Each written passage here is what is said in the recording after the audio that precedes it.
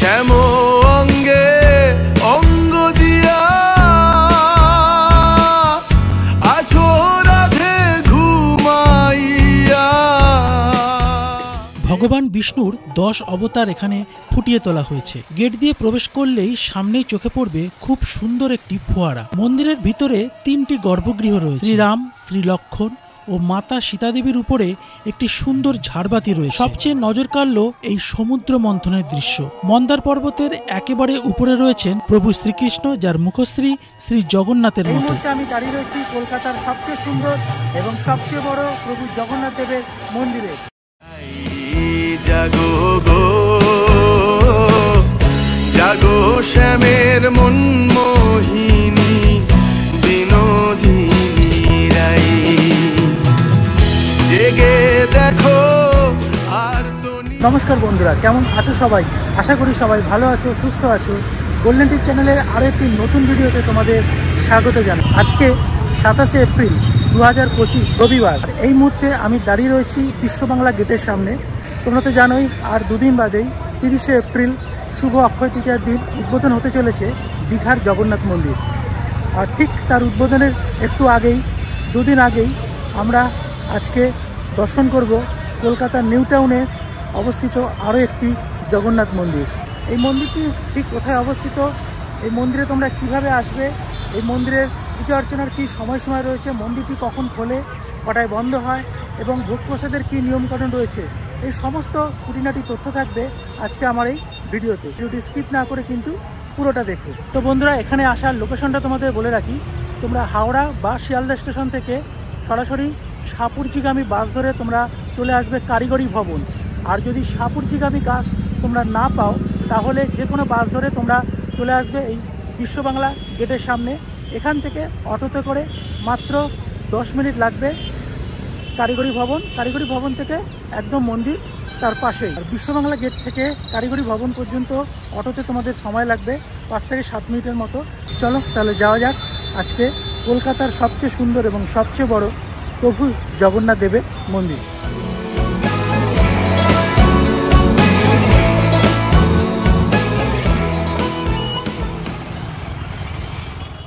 তো বন্ধুরা, এই হলো বিশ্ববাংলার গেট। আর তার বাঁদিকে রয়েছে রবীন্দ্র তীর্থ।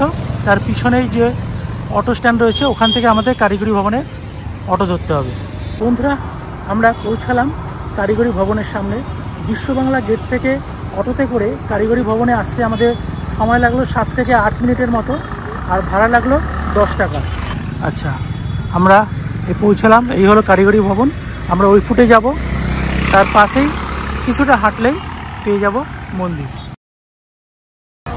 তো বন্ধুরা, এই হলো কারিগরি ভবন। তার পাশ দিয়ে এই যে রাস্তাটা গেছে, এখানে 5 মিনিট হাঁটলেই পেয়ে যাব মন্দির। চলুন যাওয়া যাক। বন্ধুরা, ফাইনালি আমরা পৌঁছালাম প্রভু জগন্নাথ দেবের মন্দিরের সামনে। এই যে তোমরা দেখতে পাচ্ছ প্রভু জগন্নাথ দেবের মন্দিরের সামনে। এই মন্দিরটি মূলত হাজরা কালীবাড়ির অংশবিশেষ, কেননা এখানে দেখছো তোমরা আরও 2টো মন্দির রয়েছে। এই হলো রাধাকৃষ্ণের মন্দির আর এই হলো শিব কালী মন্দির। তো বন্ধুরা, ফাইনালি আমরা পৌঁছালাম প্রভু জগন্নাথ দেবের মন্দিরের সামনে।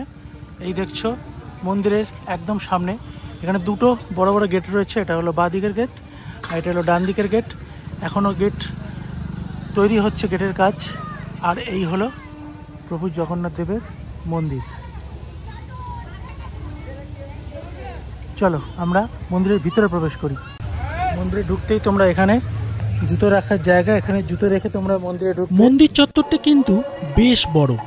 এই বিশাল মন্দির প্রাঙ্গণ পুরোটাই কংক্রিটে বাঁধানো, যার দুপাশে সারি সারি গাছ লাগানো রয়েছে। মন্দির প্রাঙ্গণে প্রবেশ করলেই আপনারা দেখতে পাবেন সুন্দর একটি ফোয়ারা, যার চারিপাশটা ফুল গাছ দিয়ে সাজানো। পুরীর জগন্নাথ মন্দিরের আদলেই এই মন্দিরের মূল প্রবেশদ্বারের একদম সোজাসুজি রয়েছে একটি স্তম্ভ, যার উপরে স্থাপন করা হয়েছে গরুড় দেবতার বিগ্রহ। সুবিশাল এই মন্দির কলকাতার সবচেয়ে উঁচু জগন্নাথ মন্দির, যার উদ্বোধন হয়েছে 2024 সালের 11ই জুলাই। পুরীর মন্দিরের আদলেই এই মন্দিরেও রয়েছে ধ্বজা এবং চক্র।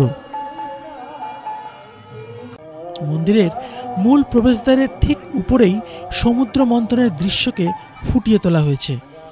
মন্দিরের দুপাশের স্তম্ভে মূর্তির আকারে ফুটিয়ে তোলা হয়েছে ভগবান বিষ্ণুর 10 অবতার।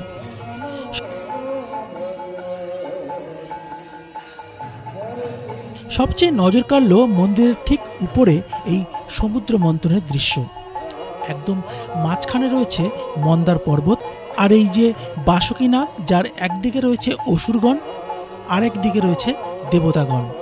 আর এই মন্দার পর্বতের একেবারে উপরে দাঁড়িয়ে রয়েছেন শ্রীকৃষ্ণ। আর এখানে শ্রীকৃষ্ণের মুখশ্রীটা কিন্তু প্রভু জগন্নাথ দেবের মতন, অপূর্ব সেই দৃশ্য। আর এই মন্দার পর্বতের নিচে রয়েছে বিষ্ণুর কুর্ম অবতার। মন্দিরের চারিপাশে অনেক দেবদেবীর বিগ্রহ তৈরি করা হয়েছে। মন্দিরের দুপাশের দুটি স্তম্ভে বিষ্ণুর 10 অবতারকে ফুটিয়ে তোলা হয়েছে, যার ডান দিকের স্তম্ভে সবার প্রথমে রয়েছে কুর্ম অবতার, তারপর বরাহ অবতার এবং পাশে শ্রীরামচন্দ্র। তারপরে রয়েছে এক এক করে মৎস্য অবতার, নরসিংহ অবতার এবং শ্রীকৃষ্ণের একটি সুন্দর বিগ্রহ।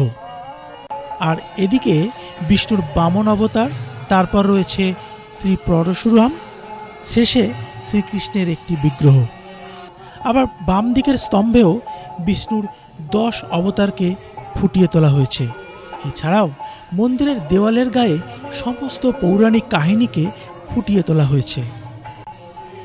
এছাড়াও এখানে মহাপ্রভু শ্রী চৈতন্যদেবের নগর কীর্তনের দৃশ্যগুলিকেও দারুণ সুন্দরভাবে ফুটিয়ে তোলা হয়েছে। দেখলে ছবি মনে হলেও আদতে এগুলি নিপুণ দক্ষতার সাথে দেওয়ালের মধ্যে মূর্তি গড়া হয়েছে। অপূর্ব সুন্দর এক দৃশ্যপট প্রতিফলিত হচ্ছে এখানে। মূল মন্দিরের প্রবেশের মুখেই দুদিকে দুটি সিংহ মূর্তি রয়েছে, অর্থাৎ সিংহদুয়ার, যা সকল জগন্নাথ মন্দিরের প্রবেশদ্বারেই দেখা যায়। চলুন এবার মন্দিরের ভিতরে প্রবেশ করা যাক।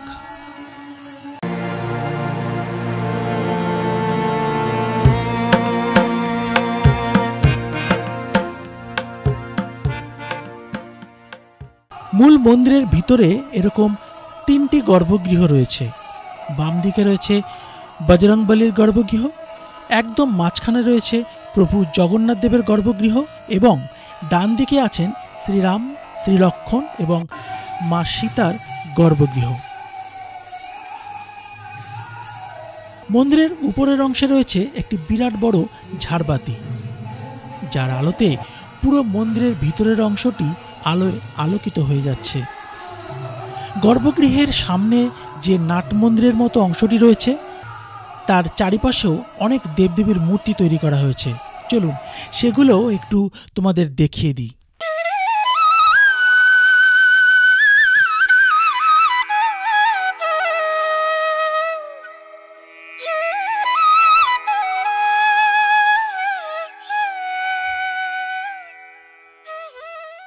মন্দিরের ভিতরে অপূর্ব সুন্দর 3টি গর্ভগৃহ রয়েছে। চলুন সেগুলো এবার তোমাদের দর্শন করাই।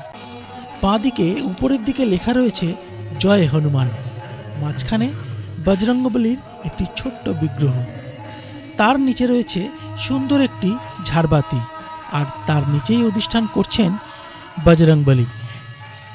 একদম ডান দিকে রয়েছেন শ্রীরামের গর্ভগৃহ, যেখানে অধিষ্ঠান করছেন শ্রীরাম, শ্রীলক্ষণ এবং মাতা সীতা দেবী। এবং উপরেই রয়েছে বিরাট লম্বা আকারের একটি বড় ঝাড়বাতি, যার আলোয় অপূর্ব সুন্দর লাগছে। পুরোটাই কিন্তু পাথরের তৈরি, আর মুখশ্রীগুলো এক কথায় অসাধারণ। এবার চলুন দেখে নিই মূল গর্ভগৃহ, যেখানে অধিষ্ঠান করছেন প্রভু জগন্নাথ দেব, প্রভু বলভদ্র এবং দেবী সুভদ্রা। জাগো গো জাগো শ্যামের মন মোহিনী বিনোদিনী রাই, জেগে দেখো আর তো নিশি নাই গো জয় রাধে। প্রভু জগন্নাথ দেবের যে গর্ভগৃহ এবং তার ভিতরের অংশটি অসাধারণ সুন্দর লাগছে। গর্ভগৃহের একেবারে উপরের অংশে রয়েছে নরসিংহদেবের একটি বিগ্রহ, আর নিচে রয়েছে একটি বড় ঝাড়বাতি। আর তার নিচেই বেদিতে অধিষ্ঠান করছেন প্রভু জগন্নাথ দেব, প্রভু বলভদ্র এবং দেবী সুভদ্রা। ঝাড়বাতির আলোয় কিন্তু অপূর্ব সুন্দর লাগছে প্রভু জগন্নাথের এই গর্ভগৃহ।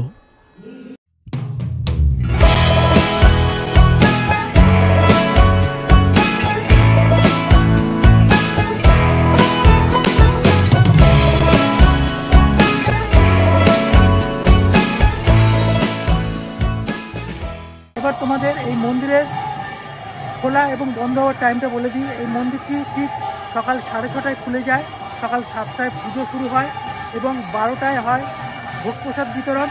তো বন্ধুরা, প্রথমেই তোমাদের বলেছিলাম যে এই মন্দিরটি কিন্তু হাজরা শিবকালী মন্দিরের অংশবিশেষ, অর্থাৎ এখানে 500 বছরের পুরানো শিবকালী মন্দির রয়েছে এবং তার পাশে রয়েছে রাধাকৃষ্ণের মন্দির।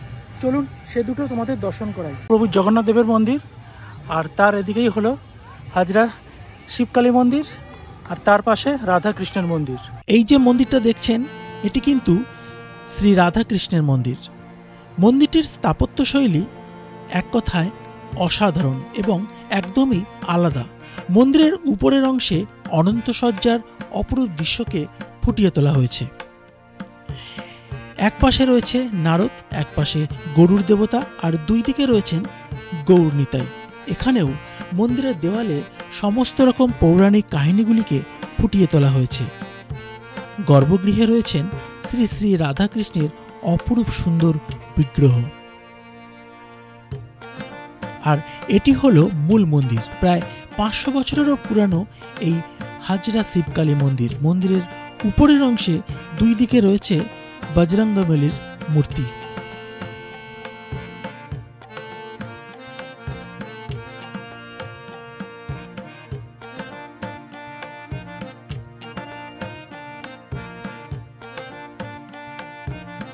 আর পিছনের দিকে রয়েছেন বনদেবী মন্দির, আর এই হলো বনদেবীর মূর্তি। অসাধারণ সুন্দর লাগছে।